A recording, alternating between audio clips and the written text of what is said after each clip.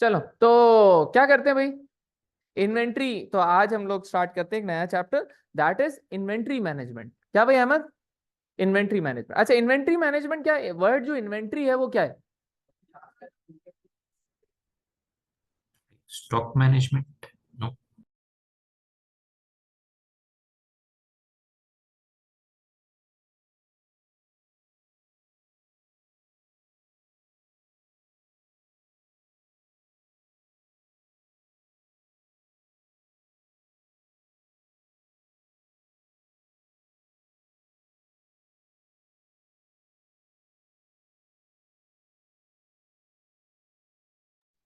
चलो भाई, अब क्या करते हैं भाई, इन्वेंट्री मैनेजमेंट। इन्वेंट्री मैनेजमेंट क्या है भाई? Stock management, I guess. No.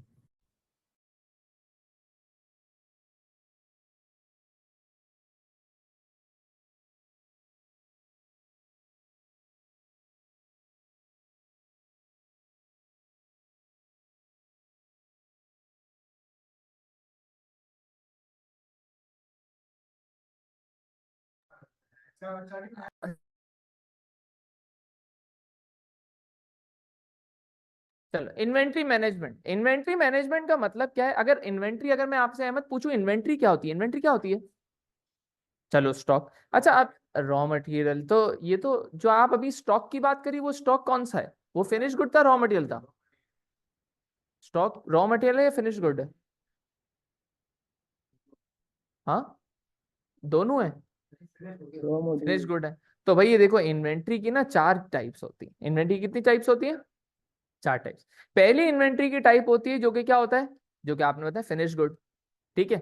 दूसरी टाइप होती है रॉ मटेरियल, वो भी सही है इन्वेंट्री, ठीक है। तो कुछ ऐसा भी हो सकता है आप रॉ मटेरियल रखो, कुछ ऐसा भी हो सकता है कि आप फिनिश गुड बना के रख लो। जैसे कि टोयोटा वाले क्या करते हैं भाई, गाड़ियां बना बना के रख देते हैं, ठीक है।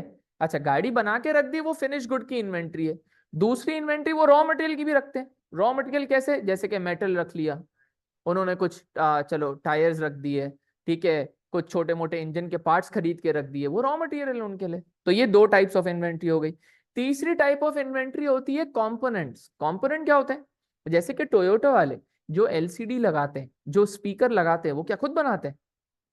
वो किसी ना किसी कंपनी से डायरेक्टली खरीदते हैं और डायरेक्ट बस वो फिट कर देते हैं, बस वो वायर अटैच करते हैं बस। तो ये क्या होता है भाई, कंपोनेंट। छोटी मोटी ऐसी चीजें जो बनी बनाई खरीदी और डायरेक्ट गाड़ी के अंदर फिक्स कर दी, वो भी उनके पास स्पीकर वगैरह सारे फजूल इन्वेंट्री पड़ी हुई होगी, तो उसको बोलते हैं किसकी इन्वेंट्री? कंपोनेंट की इन्वेंट्री। चौथी टाइप ऑफ इन्वेंट्री होती है सेमी फिनिश गुड्स। क्या? आधे बने हुए गुड्स। जैसे कि गाड़ी आधी बनी हुई है, हाँ हाँ, मेटल बॉडी बनी हुई है, इंजन फिट नहीं हुआ या फिर गाड़ी बनी हुई है टायर नहीं लगे हुए, ठीक है, हाँ गाड़ी बनी हुई है पेंट नहीं हुआ, तो इस तरह आधी गाड़ी बनी हुई। तो इन्वेंट्री की कितनी फॉर्म्स है भाई? चार फॉर्म्स है। कौन कौन सी चार forms? Finished, raw material, raw material, finish good, semi finish goods और कंपोनेंट्स, ये चार हो गई। तो इन्वेंट्री कितनी फॉर्म की हो गई? चार फॉर्म्स में आ जाती।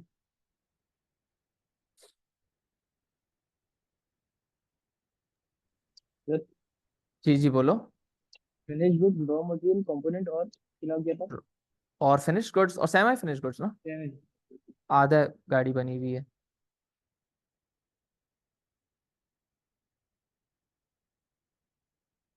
फिनिश। ये चार टाइप्स ऑफ इन्वेंट्री हैं। अब आप अपने पेपर में इसको स्पेसिफाई भी कर सकते हो कि फोर टाइप्स ऑफ इन्वेंट्रीज, ठीक है। आप जब इन्वेंट्री के बारे में लिख भी रहे हो तो भी आप बता सकते हो कि इन्वेंट्री फिनिश गुड की खत्म हो गई, इन्वेंट्री इज गुड की खत्म हो गई, तो ये आप लिख सकते हो, ऐसे कोई मसले वाली बात नहीं है, ठीक है। चलो, अब मैनेजिंग इन्वेंट्री का मतलब क्या होगा? अभी तो हमने बात कर ली इन्वेंट्री क्या होती है, अब मैनेजिंग इन्वेंट्री क्या होगी? अरम, जैन, तलाल। मैनेजिंग इन्वेंट्री की इन्वेंट्री, एंट्रीज, यानी ये पता रखना है कितनी क्या रही है। हाँ चलो, इन्वेंट्री मैनेजमेंट का मतलब इन्वेंट्री संभालना। चलो, तो इन्वेंट्री संभालना मतलब इन्वेंट्री को मैनेज करने में ये भी हो जाएगा कि इन्वेंट्री ऐसा नहीं हो कि हमारे पास कस्टमर खड़ा हो और हम बोलेंगे यार हमारे पास तो माल ही नहीं है। या फिर ऐसा भी हो सकता है कि कस्टमर आई ना और हमारे पास माल ही माल पड़ा हुआ है, ये भी मसले। तो भाई इन्वेंट्री को मैनेज करना जरूरी है कि ना ज्यादा हो जाए ना कम हो जाए। लेकिन अब इन्वेंट्री को मैनेज करना क्यों जरूरी है ये बताओ। इन्वेंट्री को मैनेज क्यों करें, क्यों कम ज्यादा, कम हो जाए तो क्या कम मसला है? हाँ warehouse लॉस होगा, rent. अगर कम हो गया तो सही है, कस्टमर वापस नहीं आएगा, फिर मुझे वापस मिलेगा नहीं गुड। ठीक है चलो, और अगर ज्यादा हो गया तो सही है, यही होगा कि आपका सही है पैसा आराम, फंसा रह जाएगा। सही है, गुड है। हसनैन भी बिल्कुल ठीक कह रहा है भाई, हसनैन कह रहा है भाई अगर ज्यादा सामान लेके रख लिया खराब हो गया तो सही है। अच्छा Yes. आरम कह रहे हैं कि सर तलाल आपका भी मैंने सुना, मैं उसको बताता हूँ और इलेबरेट करता हूँ, ठीक है। तो हसनैन का ये पॉइंट हो गया। अच्छा आरम कह रहा है कि भाई सर अगर इन्वेंट्री हमने ज्यादा नहीं रखी और कस्टमर हमारे पास आया तो कस्टमर तो चला जाएगा, फिर कस्टमर अगली दफा कभी भी नहीं आएगा, कस्टमर बोलेगा यार इनके पास तो माल होता ही नहीं है, तो छोड़ो भाई इनके पास जाना ही नहीं है। अच्छा तलाल ने भी कहा कि सर अगर आप ज्यादा इन्वेंट्री रख रहे हैं तो आपको क्या लगेगी भाई, वेयर हाउस कॉस्ट लगेगी, इतनी सारी इन्वेंट्री रखने के लिए आपको क्या चाहिए होता है, वेयर हाउस। और वेयर हाउस पे क्या लगता है भाई, रेंट। चीज खराब भी हो सकती है, चीज जल भी सकती है। वैसे ज्यादातर जो पैसा बिजनेसेस ब्लॉक होते हैं होगा इतने आपका। बड़े बड़े वेयर हाउस खरीदते नहीं है, रेंट पे होते हैं सारे, तो रेंट या फिर कैपिटल कॉस्ट बोल पैसे सकते हो। जी अरम, पैसा ही ब्लॉक हो जाएगा। हाँ पैसे भी ब्लॉक हो सकते हैं। पैसा ब्लॉक हो जाएगा। सही है। तो इन्वेंट्री ना, इन्वेंट्री को होल्ड करने की भी कॉस्ट है और इन्वेंट्री ना होल्ड करने की भी कॉस्ट है, कि आपका रेवेन्यू नहीं आएगा, ठीक है, आपको प्रॉफिट नहीं हो सकेगा, आपका कस्टमर भाग जाएगा, आपका कस्टमर भाग जाएगा, ठीक है, आपका कस्टमर के कंपेटिटर के पास जा सकता है, ठीक है, ये सारी चीजें हैं। क्लियर है। और नहीं रखोगे और ज्यादा रख लोगे तो आपको वेयर हाउस कॉस्ट भी लगेगी। आप ज्यादा रख लोगे तो आपको वेयर हाउस कॉस्ट भी लगेगी, आप ज्यादा रख लोगे तो आपका वो आउटडेट भी हो सकता है, ठीक है, फैशन आउट हो सकता है, टेक्नोलॉजी पुरानी हो सकती है। तो आजकल इन्वेंट्री रखना ना क्या हो गया, बहुत ज्यादा मसला हो गया। ज्यादातर वो वाले प्रोडक्ट्स जो कि ना बहुत ज्यादा ट्रेंडी होते हैं या फैशनेबल आइटम्स है, यहाँ पे टेक्नोलॉजी वाला आइटम है, उनको रखना बहुत क्या है, रिस्की है, बहुत रिस्की है। टेक्नोलॉजी आजकल देखो क्या होती जा रही है, फौरन फौरन पुरानी, ठीक है, तो इसको रख के फिर क्या होगा।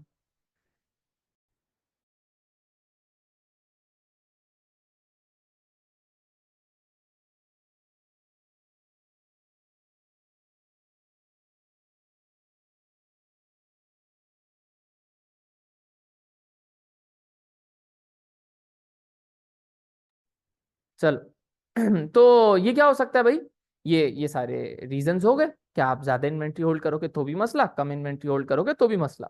अब सवाल ये आता है कि जब इन्वेंट्री में इतने सारे मसले हैं इन्वेंट्री होल्ड करने में, तो सबसे अच्छा मेथड है कि इन्वेंट्री क्या, इन्वेंट्री होल्ड ही ना करो, क्या।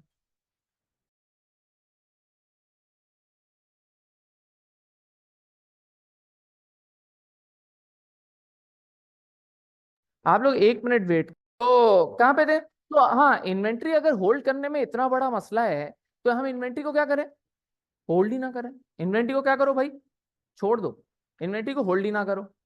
तो सवाल यह आता है कि इतना आसान मेथड है कि इन्वेंट्री को होल्ड करना छोड़ ही दो, तो इन्वेंट्री होल्ड करना छोड़ क्यों नहीं सकते। हाँ कस्टमर, Yes. जाहिर सी बात है। तो भाई कस्टमर, हाँ तलाल क्या बोल रहे हो। I guess रॉ मटेरियल्स के केस में ऐसा भी हो सकता है कि किसी टाइम पे हम्म, मार्केट में वो सस्ते पड़ रहे हो. बिल्कुल ऐसा ही है, तो तलाल भी सही कह रहा है कि भाई सर ऐसा थोड़ी हो सकता है कि आप इन्वेंट्री को होल्ड ही ना करो, ऐसा भी तो हो सकता है कि आपको कभी रॉ मटेरियल सस्ते मिल रहे हैं तो आपने लेके रख लिया, आपके पास वेयर हाउस है आपने लेके रख लिया।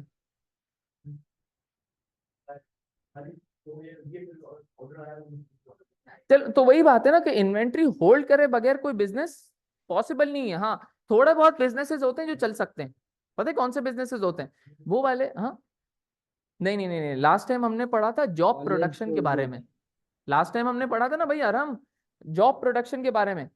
वो बिजनेसेस होते हैं, जॉब प्रोडक्शन पता है, जॉब प्रोडक्शन वो बिजनेसेस होते हैं जो कि ना कस्टमाइज आइटम्स बनाते हैं, जिनको पता ही नहीं है ऑर्डर किस चीज का आएगा, तो वो अपने पास इन्वेंट्री होल्ड नहीं करते। एक्सेप्ट जॉब प्रोडक्शन वाले बिजनेसेस कोई भी बिजनेस ऑपरेट नहीं कर सकते। बात और समझ में। इसके अलावा जो ऑनलाइन काम होता है उसमें भी, हम्म, जैसे जो लोग दराज वगैरह काम करते हैं, हाँ उनको भी ऑनलाइन जरूरत है, नहीं पड़ती। दराज है, वो ये लोग भी सब भी सप्लायर इन्वेंट्री होल्ड नहीं सिस्टम करते। ठीक है, में तो ये भेज देखो देता ये है वो। दराज ना, दराज एक है ना सर्विस बिजनेस है, ठीक है। हम्म, हाँ अर्जेंट ऑर्डर है, बिल्कुल सही। तो ये भी आप बोल रहे हो कि मैं सर दराज से इसीलिए ऑर्डर नहीं करता है तो इतने टाइम बाद भेजता है। ठीक है, ये भी सही बिल्कुल। तो रॉ मटेरियल को होल्ड करने के ना बहुत सारे रीजंस है। तो रीजंस फॉर होल्डिंग इन्वेंट्री, तो रॉ मटेरियल और कंपोनेंट है ना, आपको होल्ड करने की जरूरत पड़ती है। ठीक है, क्योंकि आपको प्रोडक्शन क्या करना है भाई, प्रोडक्शन प्रोसेस में क्या करना है, प्रोडक्शन प्रोसेस में क्या करना है, क्या करना है, यूज करना है ना। इसके बगैर प्रोडक्शन हो सकती है? तो रॉ मटेरियल ऐसा थोड़ी हो सकता है कि प्रोडक्शन, एक लेबर ने काम कंप्लीट कर लिया, फिर आपने बोला कि भाई जा दोबारा लेकर आ रॉ मटेरियल, फिर उसने दोबारा बना लिया, फिर आपने कहा कि भाई एक और गाड़ी का माल लेकर आ जा। ऐसा थोड़ी हो सकता है, ये तो प्रोडक्शन डिले पे डिले, डिले पे डिले होती रहेगी। इस तरह तो आपका बिजनेस काम ही नहीं कर सकता। बात समझ गई? चलो, तो रॉ मटेरियल एंड कंपोनेंट की बात हो रही है। तो रॉ मटेरियल एंड कंपोनेंट आपको रखना जरूरी है ताकि प्रोडक्शन प्रोसेस क्या हो सके, प्रोडक्शन प्रोसेस हो सके। उसके बाद क्या है भाई, वर्क इन प्रोग्रेस। कुछ माल ऐसा होता है जो आपके पास क्या कर जाता है भाई, जो आपके पास अहमद वर्क इन प्रोग्रेस क्या होगा, वो semi finish good, semi finish good, आधे आधे बने हुए हैं, ये वर्क इन प्रोग्रेस है। इस पे क्या, इसको सेमी नहीं बोलना है, सेमी बोलना है, सेमी फिनिश गुड्स। ठीक है, सेमी फिनिश गुड नहीं बोलना। नहीं, अरे चलो सर, अच्छा तो वर्क इन प्रोग्रेस हो, हाँ वर्क इन प्रोग्रेस है। ठीक है, वर्क इन प्रोग्रेस है, इसका मतलब ये आधे गुड्स बने हुए, हाफ मेड गुड्स है। ये क्या है भाई, हाफ मेड गुड्स है। ठीक है, वही वाली बात, आधी गाड़ी बनी हुई है, गाड़ी बनी हुई है लेकिन पेंट नहीं हुआ हुआ, गाड़ी बनी हुई है लेकिन टायर फिट नहीं हुए हुए, तो ये भी तो जरूरी है। एक दरवाजा नहीं लगा हुआ, ठीक है, हो सकता है। ठीक है, तो ऐसा भी हो सकता है। तो गाड़ी तैयार नहीं है, बस है ना, है एग्जाम्पल, क्योंकि सर ने बोला था कि चार दरवाजे नहीं लगे हुए, तो बोला उल्टा बोल। ठीक है, तो ये हो सकता है। तो ये क्या हो गया भाई, ये बहुत सारे ऐसे केसेस हो सकते हैं कि आपका साल एंड हुआ लेकिन आपके पास गाड़ी आधी बनी हुई रह गई है, तो ये हो सकता है वर्क इन प्रोग्रेस। ठीक है, चलो भाई, उसके बाद क्या है, फिनिश गुड। फिनिश गुड क्या होते हैं भाई, बने हुए गुड। तो ऐसा भी है भाई, तैयार आपको गुड रखने पड़ते हैं, इन्वेंट्री रखनी पड़ती है, ताकि आप क्या कर सको, जब कस्टमर आए तो उसको क्या कर सको भाई, सेल कर सको, बेच सको। बात समझ में आई, क्लियर है? तो इसलिए आपको क्या है भाई, जरूरी है, और ज्यादातर आप इन्वेंट्री फिनिश गुड की कब रखते हो, पीक सीजन में। ठीक है, हाँ हाई डिमांड पे। ठीक है, तो आप ये रखते हो। जैसे लोग ना जनवरी फरवरी मार्च में ना बहुत सारा, पता है क्या खरीदते हैं, गाड़ियां खरीदते हैं। क्यों? सर आगे इन्फ्लेशन ज्यादा हो जाएगी। नहीं, आगे इन्फ्लेशन नहीं, क्योंकि लोग अपनी गाड़ी की परचेजेस ना अक्टूबर नवंबर और दिसंबर में रोक देते हैं। अब क्यों रोकते हैं, क्योंकि पुराने मॉडल की गाड़ी होती है। आपने समझो नवंबर में गाड़ी लेनी है, आपने 2024 की गाड़ी ले ली, अब 2 महीने बाद गाड़ी आपकी 1 साल पुरानी हो जाएगी। बात समझ रहे हो? क्योंकि गाड़ी की मार्केट में अगर आप गाड़ी बेचने जाओ तो वो मॉडल का बहुत ज्यादा फर्क होता है। हाँ, तो ये इसीलिए क्या करते हैं, ये किया स्पोर्टेज को पता चला कि यार नवंबर दिसंबर अक्टूबर में हमारे पास ना इतनी सारी गाड़ियां रह जाएंगी, तो उन्होंने डिस्काउंट पे लगा दी, उन्होंने इंस्टॉलमेंट पे लगा दी, कि जिसके पास पैसे नहीं है ना उसको बेच दो। पाकिस्तान में ही काम करती है ये। नहीं, अक्टूबर नवंबर दिसंबर में सेल्स लो होती है। आप किसी गाड़ी वाले शोरूम वाले से बात करो, अक्टूबर नवंबर दिसंबर में लोग नई गाड़ियां नहीं खरीदते, जनवरी फरवरी मार्च में खरीदते हैं, क्योंकि उनको नई रजिस्ट्रेशन नंबर वाली मिलती है ना, 2025 वाली, तो गाड़ी बेचने में आसानी होती है। हमारे यहाँ नहीं नहीं भाई, लोग नई गाड़ियां भी तो लेते हैं ना। ये भी है, लेकिन ऐसा नहीं करते ना लोग भाई, ऐसा आप ये सोच सकते हो, बाकी जिसको चलानी है वो तो ऐसे ही करेगा ना भाई, आगे रजिस्टर करवाएगा। और साल का भी फर्क होता है ना, 2025 में उन्होंने वो स्लिप भी तो होती है कि 2025 में आपने निकलवाई, तो ये होता है। तो ये भी होता है, तो वो गाड़ी वाले जो होंगे वो अक्टूबर नवंबर दिसंबर में इन्वेंट्री नहीं रखेंगे, जनवरी के बाद इन्वेंट्री रखेंगे, क्योंकि वो सीजन आएगा उनका। क्लियर है? हाँ, हाँ, ब्लैक।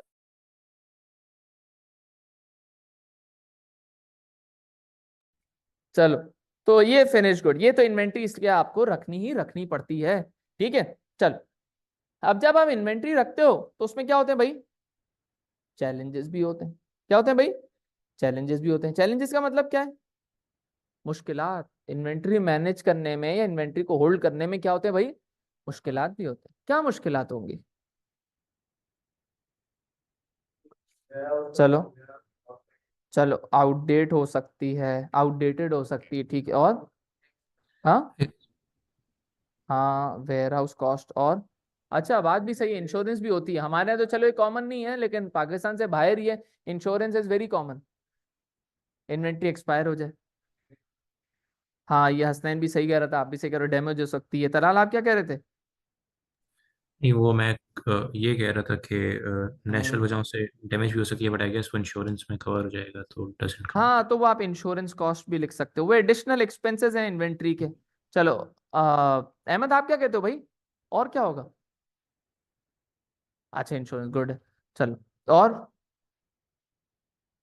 और और एक और कॉस्ट क्या हो सकती, चलो थेफ्ट भी हो सकती, आप बोल सकते हो। अच्छा और एक और मेन चीज, इन्वेंट्री आती किससे है भाई? पैसा फंसा हुआ होता है। चलो आपने सप्लायर से उस पे भी ले लिया, 2-3 महीने बाद तो उसको पैसे देने, तो आपका कैश भी टाइड अप होता है। क्या टाइड अप होता है? कैश टाइड अप होता है। ठीक है, कैश भी आपका क्या होता है भाई? फंसा हुआ होता है। कैश टाइड अप है, कैश फंसा हुआ है। क्लियर है? बात समझ में आई? तो कैश आपका फंसा रहेगा। क्लियर? चलो, तो चैलेंजेस इन इन्वेंट्री मैनेजमेंट ये हो गई। चलो, तो और क्या हो सकता है? अगर आपने स्टॉक को मैनेज सही सही तरीके से नहीं करा तो क्या हो जाएंगे? स्टॉक आउट हो जाएगा। स्टॉक आउट मतलब स्टॉक स्टॉक खत्म, अभी तो बोला आपने, स्टॉक खत्म। अगर स्टॉक खत्म होगा तो क्या होगा? कस्टमर कस्टमर भाग गया। ठीक है, तो किसके पास भागेगा कस्टमर? कंपेटिटर के पास। तो कंपेटिटर के पास ये सिर्फ आज नहीं जा रहा, ये अहमद हमेशा के लिए चला गया ये। ठीक है जी, तो इसका मतलब फ्यूचर सेल्स भी गई। क्लियर है भाई अहमद? चल, उसके बाद ऑप्सिलीन्स। ऑप्सिलीन्स का मतलब क्या है भाई? कुछ आइटम्स होते हैं आउटडेटेड, लेकिन कुछ आइटम्स होते हैं जो कि वो होते हैं जैसे कि ना डेयरी प्रोडक्ट्स हैं। डेयरी प्रोडक्ट्स कौन से हैं? मिल्क, योगर्ट, ठीक है, ये सारी चीजें वो पेरिशेबल होते हैं। अच्छा एग्स भी ऐसा होता है कि एग्स भी अगर काफी टाइम तक रह जाए तो वो भी खराब हो जाते हैं। ठीक है, तो इसका मतलब हर डेयरी प्रोडक्ट क्या है? पेरिशेबल है। इसका मतलब क्या होता है भाई? पेरिशेबल। ठीक है, हाँ एक्सपायर वाली चीज भी आ सकती है, या फिर पेरिशेबल जो 2-3 दिन में ना खराब हो जाते हैं, जैसे कि डेयरी प्रोडक्ट्स हो गए, तो आप इनको स्टोर नहीं कर सकते। ठीक है, उसके बाद क्या हो गया? वेस्टेज। हाँ बोलो बोलो जी। टायर की मतलब? अच्छा टायर, चलो 2-3 साल अगर टायर यूज नहीं हो रहा तो खराब, मतलब हर चीज की क्या है, एक पेरिशेबिलिटी डेट होगी। आप किसी भी, आप कोयले को, कोल को रख लो, अगर वो गीला हो गया या फिर नमी पड़ गई उसके अंदर, वो किसी काम का नहीं रहेगा। तो हर चीज की एक पेरिशेबिलिटी पीरियड होता है। ठीक है, तो आप हर चीज को अगर स्टोर करोगे तो वहां पे रिस्क होता है उसके ऑब्सिलींस का। ठीक है, खराब भी हो सकती है, पुरानी भी हो सकती है, एक्सपायर भी हो सकती है। ठीक है, टेक्नोलॉजी पुरानी हो सकती है, ये सारी चीजें हो सकती हैं। चल, उसके बाद वेस्टेज। वेस्टेज का मतलब मसला क्या है? वेस्टेज का मसला क्या होगा? नहीं वे अच्छा चलो सही, वो फिर ऑप्सिलेंस में बोल सकते हैं ना कि ट्रेंड चला गया। यहाँ पे प्रोडक्ट खराब हो गया, जैसे मैंने आपको बताया कोल जो हो गया। ठीक है, तो उसमें क्या हो सकता है कि आप बोल सकते हो कि कोई आ, बेच नहीं सक, हाँ मतलब खराब हो गया मतलब कोई डैमेज हो गई। हाँ हाँ, तो आप इसको लिंक लिंक कर सकते हो। ऑप्सिलेंस का मतलब है ना टेक्नोलॉजी वाइज होगा, वेस्टेज का मतलब है कि ये आपकी वजह से कोई खराब हो गया। हाँ जाया हो गया, ऐसा भी हो सकता है। बोलो बोलो। स्टोरेज का ऑप्शन मतलब? स्टोर सही नहीं हुआ बिल्कुल, जैसे कि कोई मेडिसिन है, ठीक है, या चॉकलेट्स हैं। चॉकलेट्स को, मेडिसिन को एक स्पेसिफिक टेम्परेचर चाहिए होता है। आप जैसे जैसे वो है ना चॉकलेट है, उसको आप अपनी कभी कहीं कबर्ड वबर्ड के अंदर कहीं रख दो तो वो तो मेल्ट ही हो जाएगी, खराब हो गई। अब जब आप उसको दोबारा से कोई वो उसको किसी आइस बॉक्स में रख देते हो, वो फिर भी उस शेप में नहीं आती, वो खराब हो जाती है, टेस्ट भी चेंज हो जाता है, ऐसा भी हो सकता है। ठीक है, तो वेस्टेज हो सकता है कि में स्टोरेज में खराब हो गई। अच्छा जी, उसके बाद high holding cost. High holding cost क्या है? हाँ, वेयर हाउस का रेंट हो गया, वेयर हाउस का रेंट हो गया। फिर आप बोल सकते हो उसको सिक्योरिटी गार्ड आपको रखना पड़ेगा। ठीक है, ये सारी चीजें हैं। अच्छा जी। हाँ, उसके बाद आप बोल सकते हो उसमें इंश्योरेंस वाला भी जो अभी हमने डिस्कस करा था, ये सारे रीजंस, उसमें भी ये सब आ सकता है। ठीक है, चलो जी। अब आखिरी चीज क्या है? Supplier issue. सप्लायर इश्यूज का मतलब क्या होगा? हाँ, सप्लायर नहीं दे रहा, तो यहाँ पे नाराज हो सकता है, रिलेशन रिलेशन खराब हो सकते हैं। Relation poor with supplier. और क्या हो सकता है? और क्या हो सकता है भाई? सप्लायर, ये भी हो सकता है। पहले ज्यादा उधार, तो रिलेशनशिप में नहीं आ जाएगा? Relationship poor with the supplier, कि वो हो सकता है कि भाई सप्लायर बोले कि तुम तो पैसे ही टाइम पे नहीं देते, जाओ। ये भी हो सप्लायर सकता किसी है। कंपटीटर के पास चले जाए, बट आई गेस वो भी रिलेशन में आएगा। हाँ, वो फिर रिलेशन में आ जाएगा ना, कि नहीं, वैसे वो भी हो सकता है कि सप्लायर बोले कि भाई आप है ना मेरे से ज्यादा क्वांटिटी क्वांटिटी में खरीदो, वरना मैं किसी आपके कंपेटिटर को बेच दूंगा। ये भी हो सकता है, वो भी फोर्स करे कि ज्यादा खरीदो, लेकिन आप बोलो नहीं, हमें इन्वेंट्री मैनेज करनी है, हमें इन्वेंट्री कम रखनी है। ये भी हो सकता है। बोलो बोलो तलाल, सही है। या सप्लाई के साथ बहुत सारे एस्पेक्ट्स हो सकते हैं। चलो, तो रिलेशन पुअर विद सप्लायर, या फिर if not ordered in large quantity, if not ordered in large quantity तो क्या होगा? No discount. ठीक है, तो वो ये बोलेगा कि भाई अगर आपने मेरे से ज्यादा क्वांटिटी में नहीं खरीदा तो मैं आपको डिस्काउंट नहीं दूंगा। तो ये सारी चीज, हाँ, इकोनॉमीज ऑफ स्केल जिसका नाम है। ठीक है, अच्छा जी, तो ये हो गया। अब अगर हम इन्वेंट्री होल्ड कर रहे हैं तो उसका क्या मसला होगा? क्या मसला होगा इन्वेंट्री होल्ड करने का? अभी हमने सारे बात कर ली। अभी देखो, वो तो जनरल थे ना सारे, उसमें स्टॉक आउट का भी आ रहा था और स्टॉक ज्यादा का भी आ रहा था। अब कॉस्ट ऑफ होल्डिंग इन्वेंट्री हो सकती है, अपॉर्चुनिटी कॉस्ट, ये पैसे आप कहीं और यूटिलाइज कर सकते थे, तो हमने कैश टाइड अप का इशू जो पढ़ लिया, और कहीं और इन्वेस्ट कर सकते थे। इस पैसे को बैंक में रखवा देते तो आपको इंटरेस्ट मिल जाता। ठीक है, हाँ, हराम, यहाँ पे बेटा इस्लामिक बिजनेस नहीं पढ़ रहे हम लोग, यहाँ पे ओवरऑल बिजनेस पढ़ रहे हैं। ठीक है, तो यहाँ पे इंटरेस्ट वगैरह आपको लिखने की जरूरत है। चल, अच्छा, तो आपको ये नहीं बोल रहे कि आप पैसा जाके बैंक में रखवा दो, नहीं। हाँ, ठीक है, चलो। अच्छा भाई, तो अपॉर्चुनिटी कॉस्ट हो गई, फिर स्टोरेज कॉस्ट हो गई भाई, रखने के लिए अगर आपकी अपनी भी जमीन है तो आपको सिक्योरिटी गार्ड का मसला, और वो उस जमीन पे आप कुछ और भी तो कर सकते थे, प्रोडक्शन कर सकते थे, आपने उसको वेयर हाउस के लिए यूज कर ली। अगर आपके वेयर हाउस की अपनी जमीन नहीं है तो ज्यादातर जो होता है वो रेंट आपको देना पड़ता है। सिक्योरिटी का मसला है, उसके लिए आपको सिक्योरिटी गार्ड रखना पड़ेगा। ठीक है, अगर कोई मेडिसिन वगैरह है तो उसके लिए आपको रेफ्रिजरेशन फैसिलिटी भी लगानी पड़ेगी। तो ये सारे मसले मसाइल आएंगे ही आएंगे। चलो जी, उसके बाद क्या हो गया?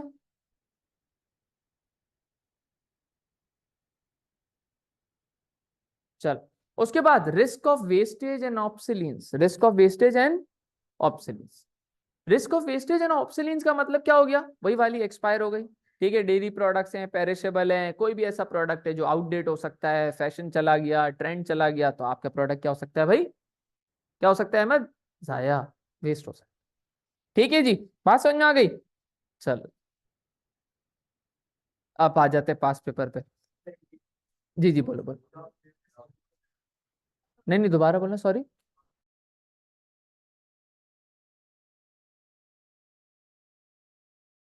चलो, अच्छा जी, अरम, जैन, तलाल, क्लियर है भाई? जी सर। या चलो, यस फास्ट सर। पेपर पे आ जाते।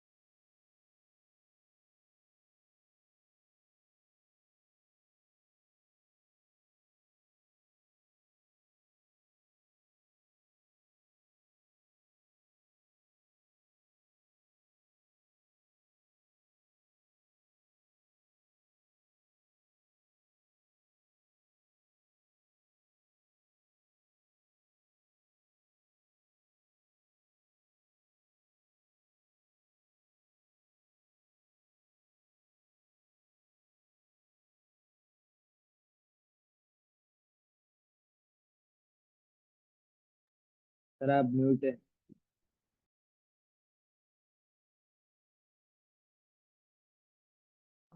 जी जी। तो यहाँ पे क्वेश्चन क्या करना है, analyse one reason why a business might choose to hold low levels of inventory. 5 mark का क्वेश्चन है। लो लेवल्स ऑफ इन्वेंट्री का मतलब क्या है, कम इन्वेंट्री रखी। जब मैं अहमद ने बताया कि भाई क्या है, आपने कम स्टॉक रखा हुआ है। ठीक है, तो यहाँ पे एक रीजन बताना है कि बिजनेस क्यों कम स्टॉक रखेगा। अच्छा अच्छा, हाँ, कम पैसा फंसा हुआ होगा, जगह नहीं होगी। हाँ भाई उस्मान, पैसे नहीं है, डिमांड कम है। आप बेटा अलग पॉइंट बताओ कोई जल्दी। Sir just in time use करते हो। जस्ट इन टाइम यूज करता हो, बिजनेस पेरिशेबल है, बिजनेस छोटा है। जल्दी जल्दी जल्दी, हाँ। Sir of Talal, peak अरम, season हो। ऑफ पीक सीजन हो, लिक्विडिटी इशू है। लिक्विडिटी इश्यूज है। लिक्विडिटी इशू है। आप सप्लायर पे डिपेंडेंट नहीं होंगे अच्छा, आई गेस। इन्वेंट्री वैसी बहुत महंगी है। हाँ क्या बोल रहे हो तलाल। ये क्या था, सप्लायर पे डिपेंडेंट नहीं होंगे मे बी, बट सप्लायर नहीं नहीं डिपेंडेंट, ये थोड़ी। तो लो लेवल्स ऑफ इन्वेंट्री आप इसीलिए तो रख रहे हो कि सप्लायर के साथ रिलेशन अच्छे होंगे आपके। जब आप उसको फोन करोगे आ जाएगा। हाँ भाई जुनेद, स्टोरेज कॉस्ट ना भाई। चलो तो अब है ना, ये देखो आप लोगों ने सबने रीजन अच्छे अच्छे बताए, लेकिन इनमें से कुछ रीजन ऐसे हैं जिनके आप ना एनालिसिस सही तरीके से नहीं कर सकोगे। यहाँ पर एनालिसिस में मसला होगा। तो आपको ऐसा रीजन चूज करना है, ऐसा पॉइंट पिक करना है। इतने सारे आप लोगों ने पॉइंट बताए, कोई भी एक पॉइंट ऐसा पिक करना है जिसके बारे में आप एनालिसिस अच्छी कर सको। स्टोरेज कॉस्ट वाला जो है ना पॉइंट, उसकी आप एनालिसिस इतनी ज्यादा कर सकते हो कि आपका आंसर अच्छा हो जाएगा। तो ये 5 मार्कर क्वेश्चन है। अच्छा, अभी हम इसकी डिस्ट्रीब्यूशन के बारे में बात करते हैं।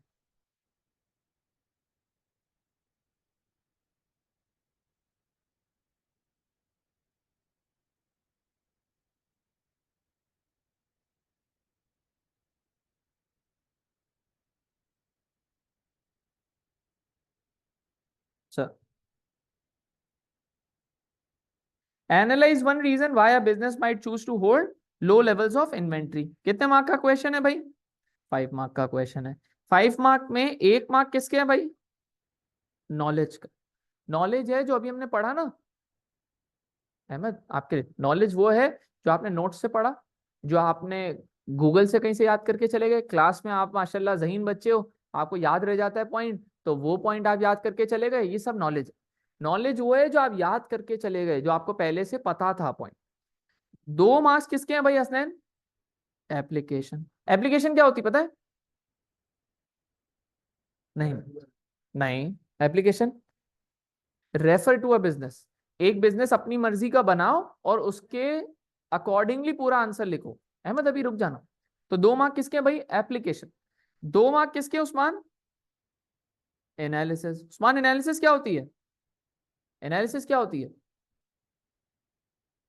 जी, मतलब रिजल्ट्स, कॉन्सिक्वेंसेस, इसके बाद क्या होगा, what will it lead to. हाँ, therefore as a result it will lead to, ये सारे ये सब क्या एनालिसिस है। एप्लीकेशन एक बिजनेस को रेफर कर देना। नॉलेज क्या है, जो आप याद करके जा रहे हो। चल, तो analyse one reason why a business might choose to hold low levels of inventory. ठीक है, आप लो लेवल्स ऑफ इन्वेंट्री क्यों रखना एक बिजनेस चाहेगा। चल, तो आप लिखोगे कि one reason, ji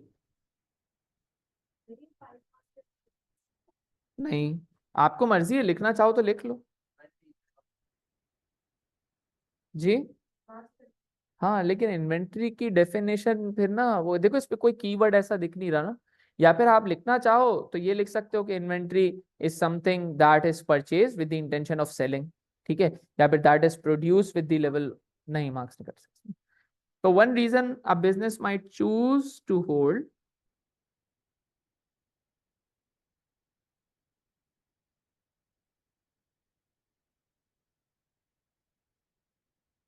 low levels of inventory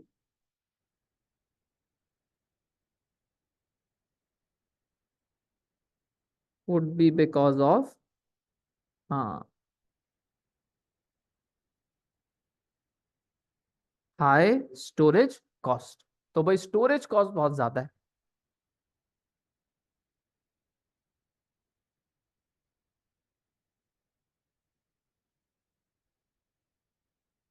अब बताओ कौन सा बिजनेस ले लें, कार मैन्युफैक्चरिंग ले लें, क्या बोलते हो?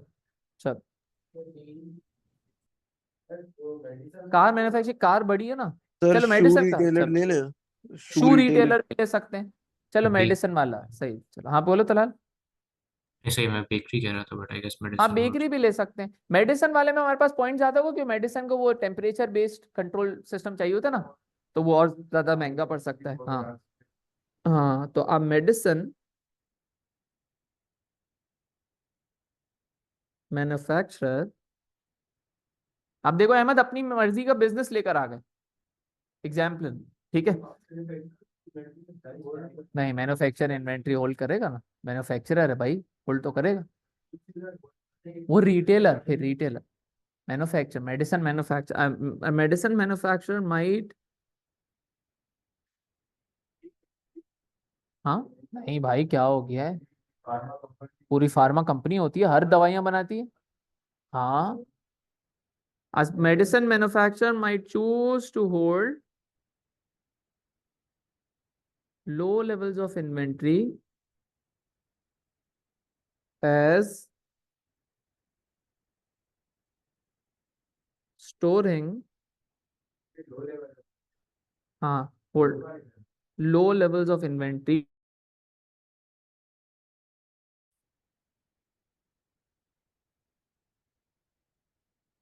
for different diseases might be very costly, as it would need, might be very costly as it would need what, as it would need,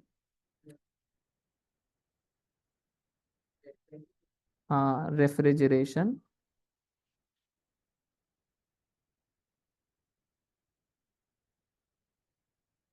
facilities,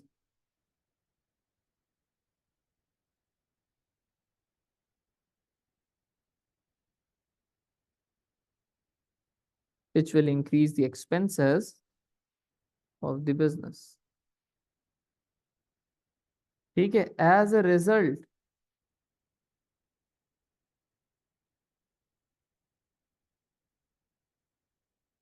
as a result of increased storage cost,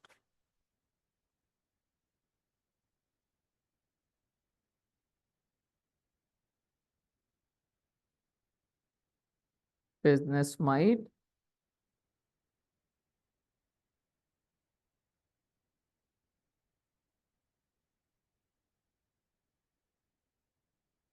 as a result of increased storage cost, business might have to increase the prices,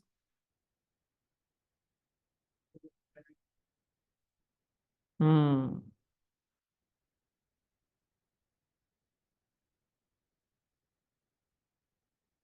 which will lower the competitiveness, जी, जिसकी वजह से sales क्या हो जाएंगी भाई, हाँ, competitiveness, नहीं, thus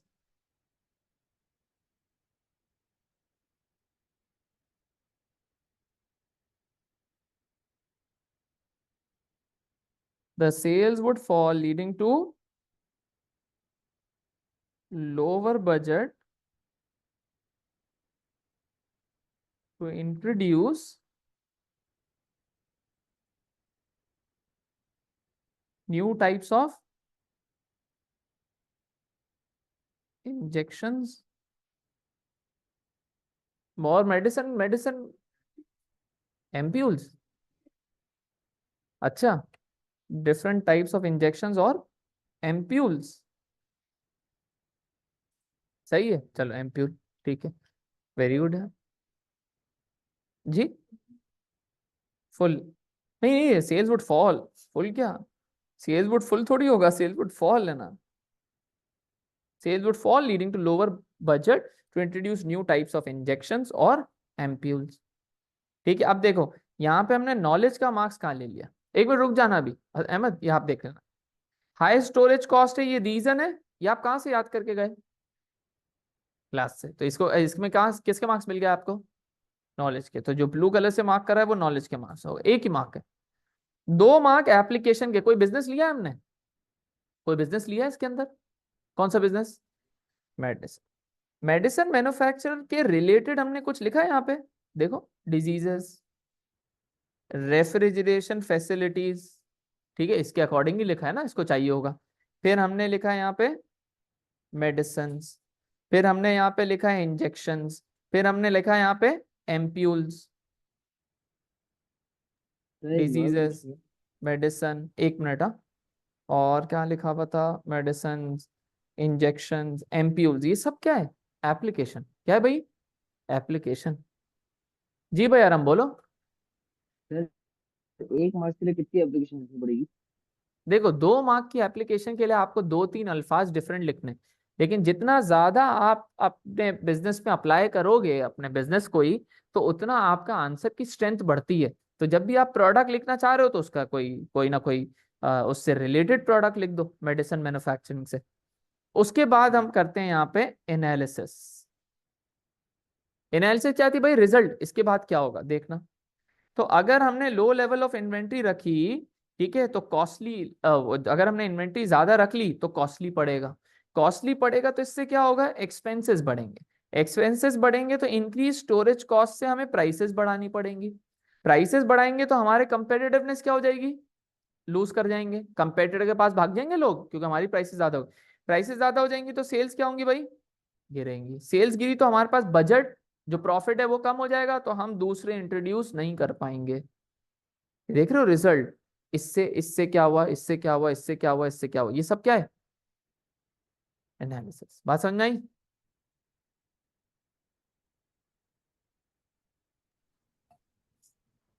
बोलो बोलो।